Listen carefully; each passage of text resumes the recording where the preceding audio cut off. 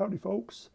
We are looking at the next section 5.1 for elementary statistics, which gets into probability distributions. So now we're going to see some of the information we learned about in chapter 4, and we're going to take that as well as some of the material from chapters 2 and 3 and kind of merge it all together.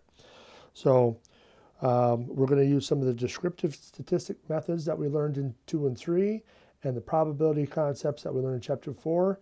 And now we're going to merge it into a probability distribution.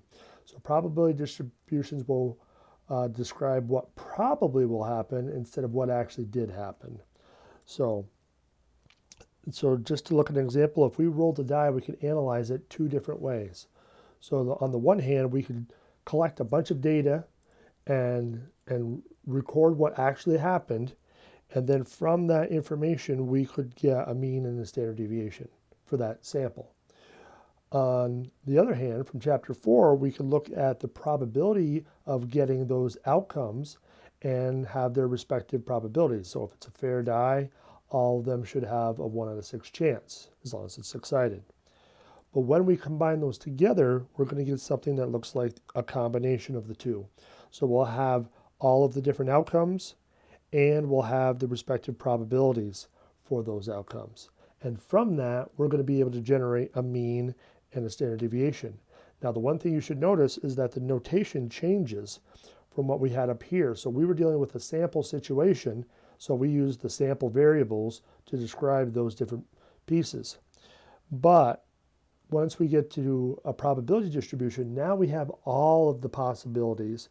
So now we're talking about populations. So we need to use those population values. So again, the mean is equal to mu for a population, and the standard deviation is equal to a lowercase sigma. And then the variance, remember, is just the standard deviation squared.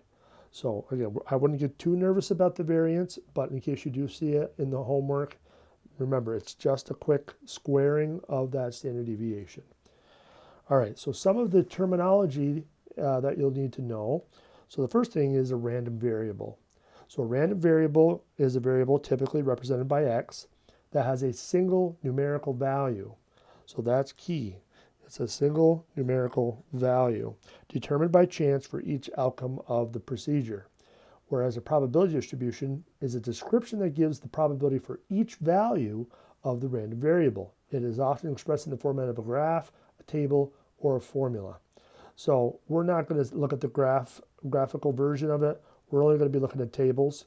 So unfortunately, that's just the way it is. Now, if we wanted to kind of give an example of a random variable, we could do the following.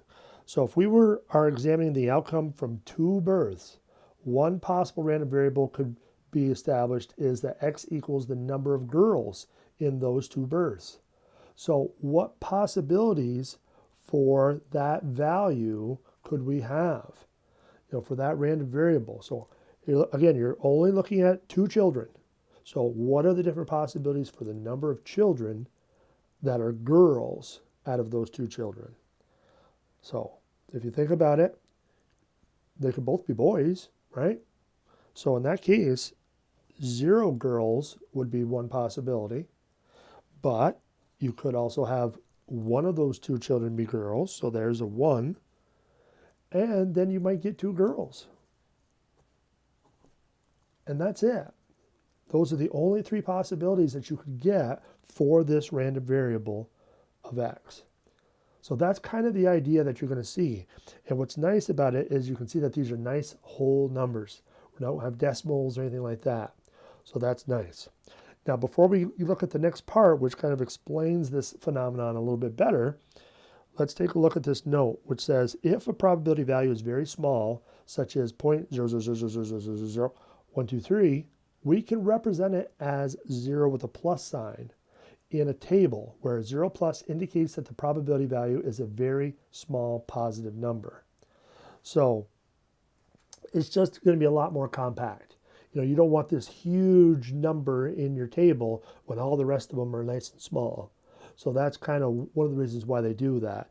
And plus, this really doesn't contribute a lot to the calculations because it's so small. So mathematically, which will go right down here, we can treat 0 plus as 0. So you really, when you're doing calculations and you have a 0 plus in your table, you can really just treat it as 0. And it doesn't, and it's not going to make a drastic impact to your table. So we might see that later on. All right, so now let's take a look at those random variables a little bit more, and hopefully this should be a little bit of a review. So because those were nice whole numbers, we could also classify them as discrete. So remember, if they're countable, they're discrete. So that's what this first thing is going to tell us. So this is the same as it was back in chapter 1. And on the other side of that would be a continuous random variable, which would mean it's probably not countable, and it's going to have like decimals or something like that in it. So it's not a nice, clean, countable number. All right. So when you have a problem like this that's asking you about discrete and continuous, there's going to be a third possibility. And the third possibility is that it's not a random variable at all. So remember what that definition was that I underlined on the first page. So if we had the number of eggs a hen lays in a day, well, is it countable? Is it not countable? Is it not a random variable? Well, hopefully you're not getting half an egg or a quarter of an egg. So you're getting whole numbers of eggs. So that would be discrete. What about the weight of the gold stored in Fort Knox? Well, you might say, well, there's a bunch of bricks. And all those bricks, I can count those bricks. But what about the weight of those bricks? Are those precisely 1 kilogram, or might they be a little bit off? Probably going to be a little bit off. So as much as they don't want to admit it, they're probably a little bit off. So they're not going to be a nice countable number. It's going to be a fluid number. So that would be continuous. What about responses to the survey question, did you smoke at least 1 cigarette last week? Now, if you think of this too quickly, you might say, well, I can count how many cigarettes I smoke in a day or a week. But that's not what they're asking. Did you smoke at least 1 cigarette? So be very careful. This is not a random variable because you're not getting numerical information from that. You're not getting numerical data. So that's important. So it's not a random variable. The height of the last airplane that departed from JFK Airport, well, you might say that planes should be a specific height, and perhaps it might be countable even. But once you start putting different passengers and stuff in the plane, it's going to sag up or down. It's not going to be a countable number. So that will be continuous. What about the number of cars in San Francisco that crashed last year? Well, you can't have a half a car crash. So that's going to have to be discrete, a countable number.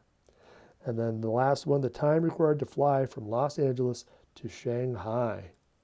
Well, time is fluid. You can have a fraction of a second that your plane touches down. So in that case, it will be continuous. So, okay. So we have a little bit of a basis for what is a random variable, and we kind of know what a probability distribution looks like, but what are the requirements for probability distribution? We'll see that in the next video.